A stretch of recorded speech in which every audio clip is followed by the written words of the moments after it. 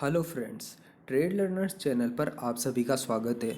दोस्तों, आज की वीडियो में मैं आपको इम्पोर्टेंट ब्रेकआउट स्टॉक्स बताने वाला हूं 24 नवंबर के लिए। दोस्तों 24 नवंबर के लिए दोस्तों बहुत इंपॉर्टेंट ब्रेकआउट स्टॉक्स होंगे। ध्यान रखिएगा दोस्तों, यहां पे आपको बहुत हाई प्रोबेबिलिटी के ट्रेड्स मिल पाएंगे, क्योंकि दोस्तों अभी मार्केट जो है अपने मूविंग एवरेजेस के पास आ चुका है। आरएसआई इंडिकेटर के भी हिसाब से ऐसे सिग्नल्स हैं कि बाइंग आ सकती है। तो दोस्तों आज मैं ब्रेकआउट स्टॉक्स ही दूंगा, क्योंकि दोस्तों अगर कल को यूएस मार्केट में तेजी आती है तो दोस्तों इंडियन स्टॉक मार्केट में भी तेजी रहेगी, और तेजी रहेगी तो यहाँ पे इंडियन स्टॉक मार्केट में कई सारे स्टॉक्स है जो दोस्तों 4-4, 5-5% से भागेंगे। और दोस्तों ऐसी सिचुएशन में जो है आप 1 से 2% इंट्राडे बेसिस पे रिटर्न बना सकते हो। अब देखो दोस्तों, आज मैं थोड़ा मार्केट के बारे में बताता हूँ। मेरी निफ्टी और बैंक निफ्टी की जो सीरीज चल रही है दोस्तों ऑप्शन ट्रेड्स के ऊपर, दोस्तों उसको भी जाके देखो, क्योंकि उसमें सिर्फ मैं ऑप्शन ट्रेडिंग की बात नहीं करता हूँ, मैं मार्केट का व्यू भी देता हूँ कि मार्केट कहाँ पे जाएगा और क्या चांसेस है मार्केट के जाने की। अभी देखिए दोस्तों, मार्केट में एक करेक्शन का ट्रेंड तो जारी है, लेकिन दोस्तों मैंने यही कहा है कि दोस्तों जो निफ्टी 50 है उसमें अगर आप देखोगे तो दोस्तों यहाँ पे अगर हम डेली कैंडल चार्ट पे निफ्टी 50 में देखें तो दोस्तों यहाँ पे आ गया है एक 100 का मूविंग एवरेज। ये 100 का मूविंग एवरेज से इसको मिला है सपोर्ट। आज के जो आज का कैंडल चार्ट है उसमें देखोगे तो आपको दिखेगा कि एक सपोर्ट दिख रहा है यहाँ पे। तो दोस्तों निफ्टी जो है अगर कल को यूएस मार्केट में तेज़ी रही तो निफ्टी में भी तेज़ी रहेगी, और निफ्टी में तेज़ी रहेगी तो बहुत चांसेस है दोस्तों स्टॉक्स बहुत ज़बरदस्त भागेंगे। और दोस्तों अगर स्टॉक्स में तेज़ी आई तो किन स्टॉक्स में तेज़ी आएगी मैं थोड़ा आपको आज वीडियो में बताता हूँ। दोस्तों जितनी भी दोस्तों पहले तो मैं ये बताता हूँ, मैंने अब तक बताई हैं कई सारी स्टॉक्स, जो ब्रेकआउट स्टॉक्स प्रीवियस बता रहा हूँ मैं अपनी सीरीज़ में दोस्तों, उन सब पे भी नज़र रखा करो, क्योंकि दोस्तों हर रोज़ मैं उन्हीं स्टॉक्स को नहीं बताने वाला हूँ, क्योंकि दोस्तों आपको उन स्टॉक्स को भी रडार पे रखना पड़ेगा, क्योंकि दोस्तों एक ही स्टॉक्स पे बार बार ब्रेकआउट्स आते हैं, ठीक है। तो आपको उसका भी ध्यान रखना पड़ेगा। मैंने ट्राइडेंट और दोस्तों बहुत सारी बीसीजी नाम से भी कंपनी बताई थी, बहुत सारी अच्छी कंपनियां बताई हुई हैं, आपको जाकर के देखना चाहिए। आज देखिए पहले तो मार्केट को देख लेते हैं। रियलिटी सेक्टर में 2% का मूवमेंट आया है, और मेटल में सबसे तेज 3.5% का जो ये मूवमेंट है दोस्तों, ये मुझे लगता है दोस्तों मेटल सेक्टर जो है कुछ अलग ही चल रहा है। मेटल सेक्टर में कुछ अलग ही खिचड़ी पक रही है। अगर राकेश झुनझुनवाला सर को सुनो या फिर बसंत माहेश्वरी और बहुत सारे बड़े इन्वेस्टर्स को सुनो तो वो मेटल सेक्टर के ऊपर बहुत ज़्यादा बुलिश है दोस्तों। हो सकता है दोस्तों मेटल सेक्टर में कुछ ऐसा कुछ चल रहा है जो बहुत बड़ी तेज़ी बन सकती है लंबे टाइम फ्रेम के लिए। रीज़न बताता हूँ दोस्तों, क्योंकि इतने महीने निकल गए दोस्तों, ये मेटल सेक्टर का जो इंडेक्स है दोस्तों, ये गिरने का नाम नहीं ले रहा है, ये अपने सपोर्ट को नहीं ब्रेक करता है। ये मेटल निफ्टी मेटल की बात कर रहा हूँ दोस्तों मैं, ठीक है। ये दोस्तों इसी रेंज में बना हुआ है और बार बार जो है यहाँ से एक तेज़ी बनती है। तो दोस्तों हो सकता है कि आपको जो है आने वाले कुछ दिनों में जो है मेटल सेक्टर में भी तेजी दिखे। और आज तो वेदांता का स्टॉक जबरदस्त चला है दोस्तों, हो सकता है यही स्टॉक और कल को ज़्यादा चल जाए, ठीक है। मैंने वैसे तो इसको ट्रैक नहीं किया है वेदांता को बहुत ज़्यादा, लेकिन दोस्तों आज 7-8% से भागा है ये स्टॉक्स, ठीक है। तो बड़ी करेक्शन के बावजूद अब जो है बड़ी तेजी बन रही है यहाँ पे वेदांता में, और वेदांता के ऊपर न्यूज़ भी लगातार मार्केट में चल रही है। तो आप इन स्टॉक्स को रडार पे रखें दोस्तों, और मेटल से रिलेटेड जितने भी स्टॉक्स हैं, ठीक है। और इसके अलावा दोस्तों अगर देखा जाए यहाँ पे तो दोस्तों आईटी सेक्टर में भी कोई बड़ी गिरावट नहीं आई अभी तक। अब देखिए दोस्तों, अगर निफ्टी में गिरावट आनी होगी तो ये बात ध्यान रखिएगा, निफ्टी आईटी का गिरना जरूरी है। अगर निफ्टी आईटी नहीं गिरा तो फिर निफ्टी में गिरावट नहीं आएगी आसानी से। और बैंक निफ्टी ऑलरेडी दोस्तों काफ़ी करेक्ट हो चुका है, और ये भी अपने मूविंग एवरेज पे आ चुका है दोस्तों, इसका ध्यान रखें आप। ये भी अपने 100 के मूविंग एवरेज पे है। और अगर आप जो है दोस्तों HDFC बैंक की बात करें तो HDFC बैंक में भी एक नीचे से तेज़ी बन रही है। तो दोस्तों HDFC बैंक अपने जो है 200 के मूविंग एवरेज पे आ गया है, जो कि बहुत इंपॉर्टेंट और क्रूशियल लेवल होता है, यहाँ से अच्छी बाइंग आ सकती है दोस्तों। तो इस पे लगातार आपको 1-2% के डेली बेसिस पे आने वाले दिनों में रिटर्न मिल सकते हैं, क्योंकि जो स्टॉक जो है दोस्तों अपने 200 मूविंग एवरेज पे आता है उसके बाद में उसमें काफ़ी बार जो है तेज़ी देखने की चांसेस होती है, ठीक है। सेम सिनेरियो जो है काफ़ी और बैंकिंग स्टॉक्स की बास्केट में देखने को मिल सकते हैं, ठीक है। अब देखिए दोस्तों, अब कहाँ पे तेजी के ट्रेंड आप देख सकते हो, तो मैं इसको देख रहा हूँ दोस्तों यहाँ पे। तो कई सारे स्टॉक्स हैं दोस्तों, अगर देखोगे तो ये चाहे HDFC लाइफ हो, चाहे जो EI होटल है ये और होटल इंडस्ट्री के शेयर्स हैं, इनमें भी बड़ी करेक्शन के बाद में एक नीचे से तेज़ी दिख रही है। अगर तेज़ी आई तो इन सब में तेज़ी आने वाली है दोस्तों। निफ्टी के तेज़ी के साथ में इन सब में तेज़ी बनना तय है, ठीक है। FMCG सेक्टर की बास्केट पर ध्यान रखना है। FMCG की बास्केट पे दोस्तों जितने भी नेस्ले, HUL और दोस्तों डाबर और ये जो है इन सबको रडार में रखें दोस्तों, क्योंकि क्या है कि इनके ऊपर जो है किसी पे भी किसी भी दिन से जो है तेज़ी शुरू हो सकती है। इनमें सबसे ज़्यादा स्ट्रॉन्गेस्ट डाबर का शेयर है जो लग रहा है मेरे को। मैंने ट्राइडेंट के बारे में बोला था दोस्तों, वही हो रहा है, इसमें सर्किट ही लग रहा है, अपर सर्किट। कुछ और भी स्टॉक से बताऊंगा, ये BCG है, इस पर भी सर्किट लग गया, मैंने कल ही बताया था इसके बारे में। ये सब पे सर्किट लगते जाते हैं दोस्तों। एक्चुअली आपको ये मार्केट की साइकोलॉजी को समझना होगा कि मार्केट में ज़्यादा पैसा कैसे बनता है और किन स्टॉक्स में रिस्क लेनी पड़ती है। थोड़ी रिस्क होती है, इसलिए रिस्की स्टॉक्स में थोड़ा डर भी लगता है दोस्तों। इन सब चीज़ों को समझना पड़ता है, ठीक है। अभी देखो दोस्तों, ये SRF है।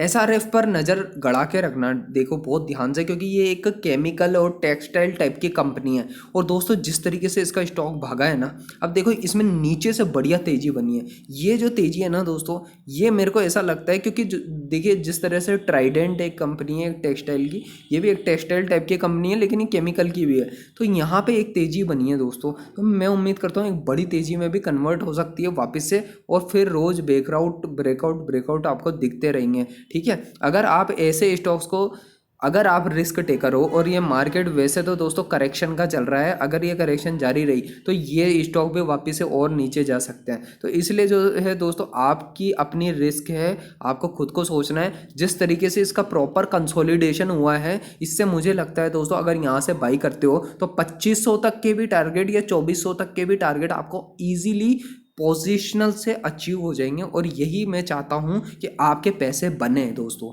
ऐसा इसलिए दोस्तों क्योंकि ये है फाइनेंशियल फ्रीडम का रास्ता। इसके थ्रू जो है हम एक फाइनेंशियल फ्री सोसाइटी डेवलप करना चाहते हैं दोस्तों, ट्रेड लर्नर्स के माध्यम से। और यही मेरा गोल है ट्रेड लर्नर्स के यूट्यूब चैनल को बनाने के पीछे। मैं चाहता हूँ दोस्तों हम एक ऐसी कम्युनिटी बने जो फाइनेंशियली फ्री पाथ पर आगे बढ़े। और दोस्तों बहुत जल्दी दोस्तों हम अपनी लाइफ में जो है ऊंचे गोल्स को अचीव करने की दिशा में आगे बढ़ें। और दोस्तों जो आम तौर की ज़िंदगी की लाइफ जो लोग जी रहे हैं उससे बाहर निकलें। तो दोस्तों अब मैं और बताता हूँ कुछ और स्टॉक्स भी आपको। देखिए अभी जो है मार्केट में करेक्शन तो हो चुकी है, इसके बाद में जो है कई सारे स्टॉक्स हैं जिनमें नीचे से तेज़ी बन रही है। तो इनके ऊपर जो है जो रियल एस्टेट की बास्केट है, मैंने कल भी बोला था, आज भी ब्रिगेड में 2.8% का मूवमेंट अप का मूवमेंट आया है। क्योंकि दोस्तों कहीं ना कहीं रियलिटी सेक्टर में ऐसा कुछ है जो मुझे लग रहा है कि यहाँ पे जो है बड़ी तेज़ी बनने की तैयारी हो रही है, ठीक है। तो DLF, ब्रिगेड और ओबेरॉय रियलिटी, इन स्टॉक्स पे थोड़ी नज़र बना के रखिए। अगर करेक्शन जारी नहीं रही और तेज़ी में कन्वर्ट होगी कल को, तो फिर दोस्तों ये सबसे पहले भागेंगे रियलिटी सेक्टर के। और ये जब भागते हैं ना दोस्तों, तो एक ही दिन में 3-4% तो इनका इंडेक्स ही भाग लेता है। तो दोस्तों स्टॉक्स में अगर बात करोगे तो 4-5 स्टॉक्स है, DLF, Oberoi Realty, Brigade, Godrej Properties, इन सब के ऊपर नज़र रखनी होगी आपको खुद को, ठीक है। आपको अपनी ट्रेडिंग स्किल्स को बढ़ाना है दोस्तों। हमारी टेक्निकल एनालिसिस की प्लेलिस्ट है, उसको जा करके देखो। उसके अलावा दोस्तों टेक्निकल एनालिसिस की प्लेलिस्ट के अलावा अगर बात करें तो दोस्तों मैं आपको यही कहना चाहूँगा कि हमारी जो ऑप्शन की स्ट्रेटजीज़ हैं उनको भी जा कर के समझो, क्योंकि दोस्तों वो सब मिली जुली चीज़ें हैं जो आपको समझ डेवलप करने में बहुत काम आएगी और आपको जो है लॉन्ग टर्म में एक बेहतर ट्रेडर बनाएगी, ठीक है। अभी देखिए दोस्तों और भी बहुत सारी कंपनियां हैं जैसे कि कैनरा बैंक है। अगर देखिए तेज़ी जारी रहती है तो ये सब अपने मूविंग एवरेज पे अभी टिकी हुई हैं, ठीक है। अभी 20 का मूविंग एवरेज पे ये आई है। अगर PSU की बास्केट में तेज़ी आई तो यहाँ से फिर से ये भगेगा शेयर, ठीक है। तो ये सब होता है मार्केट में। मैं काफ़ी टाइम से ट्रेस कर रहा हूँ मार्केट को, और इस वजह से मैं आपको ये कह सकता हूँ कि दोस्तों ये जो गिरावट होती है ना, कई बार हमको अच्छे अपॉर्चुनिटी की भी तरह होती है, ठीक है।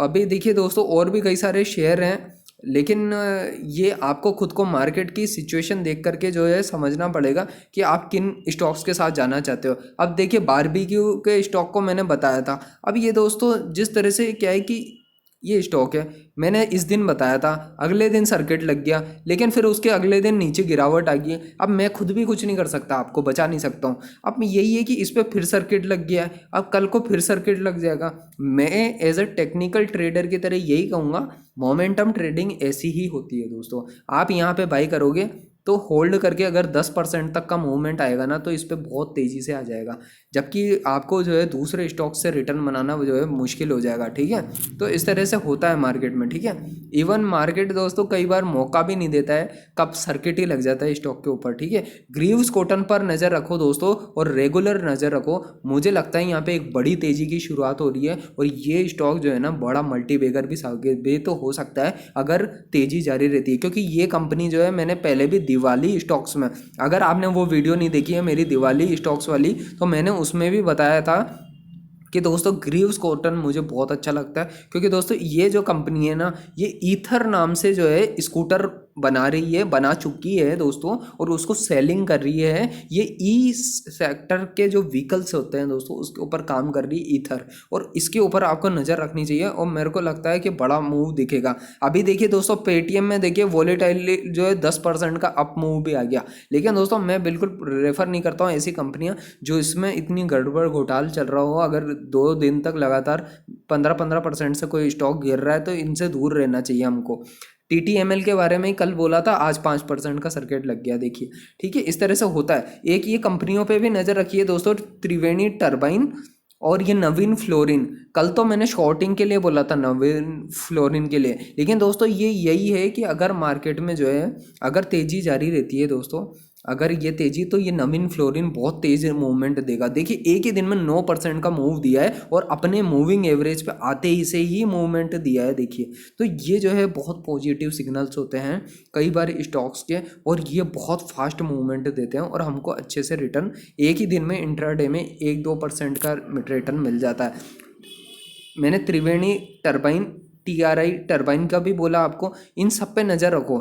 ये नज़र रखने के पीछे जो मैं रीज़न दे रहा हूँ वो यही है दोस्तों, जब आप 8-10 ऐसे अच्छे स्टॉक्स को चूज़ करोगे, तो आपको पता चलेगा कि किस तरह से जो है मार्केट से जो है पैसा बनाया जा सकता है।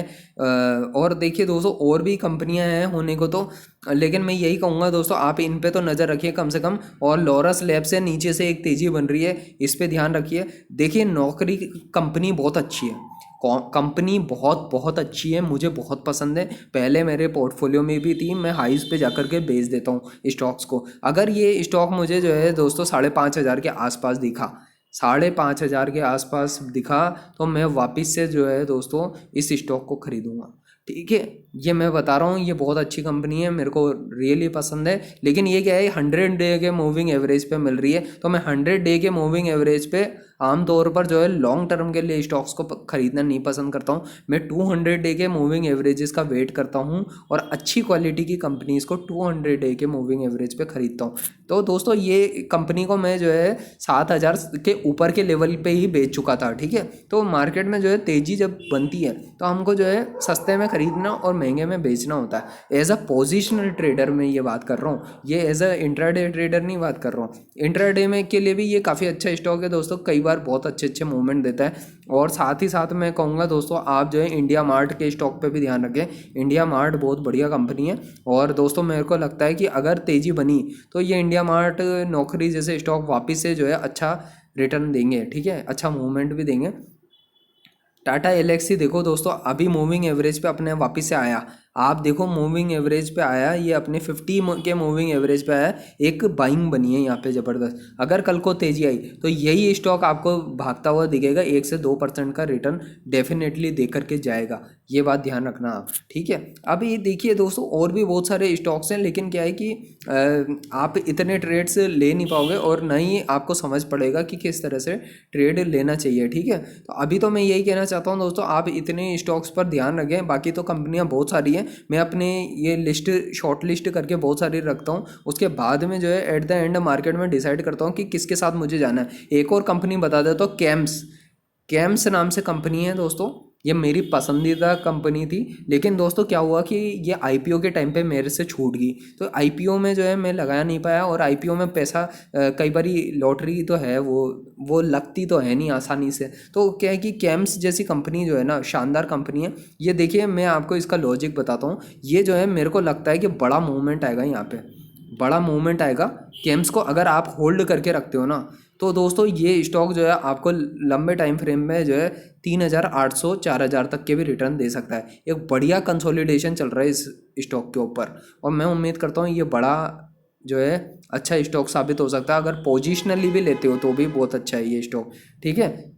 अब इसके अलावा मैं बताऊं, एक सर्किट वाला स्टॉक बताता हूं आज आपको। आज का सर्किट स्टॉक भी वो है लाइका लैब्स। लाइका लैब्स पे ध्यान रखें, इस पे देखना फिर से कल एक और अपर सर्किट लगेगा, ठीक है। तो ये सब थी दोस्तों आज की लर्निंग्स। तो मैं उम्मीद करता हूँ दोस्तों काफ़ी हेल्पफुल होगी ये वीडियो, और काफ़ी कुछ सीखने को मिला होगा आपको यहाँ से। मेन तो सीखने की बात होती है दोस्तों।